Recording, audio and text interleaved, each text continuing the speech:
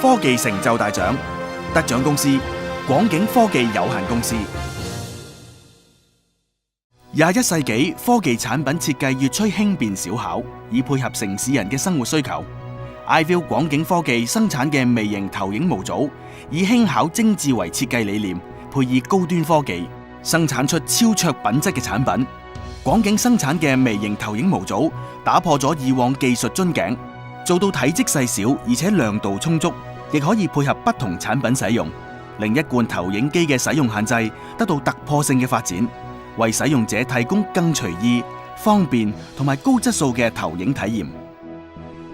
iView 喺創新研發上邊投入咗相當大嘅資源同埋一個人力物力，最主要骨幹係嚟自技術部門嘅一個光學設計同埋一個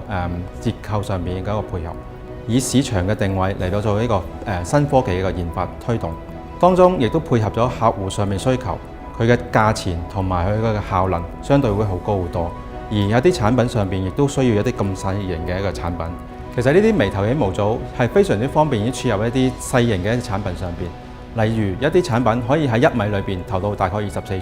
甚至可以喺1個米上面可以投到60吋，都會有呢個唔同類型嘅模組可以選擇。呢個產品可以易於攜帶，亦都包含一個即插即用嘅一個功能，俾用家能夠感受到易於攜帶同埋一個低電效能嘅一個產品。投影方面，可以俾用家一個1米距離已經能夠一個60吋嘅一個視覺效果，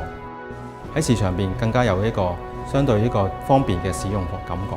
iView 除咗喺 consumer electronic 產品上邊一個發展路向以外，亦都開始同一啲汽車生產者同埋一啲 designer 合作研發一啲 HUD head-up display 嘅一啲汽車用產品。另外呢個產品亦都開始使用喺一啲工業嘅產品上邊，例如一啲 3D scanning， 又或者一啲醫療設備上邊。公司嘅科研發展係非常之着重於技術同埋產品嘅專利權，亦都可以鞏固持續性嘅一個產品開發。主要喺光學上邊，我哋都攞咗唔同嘅產品專利，從而可以鞏固開拓不同嘅市場，亦都俾客戶一個信心嘅保證。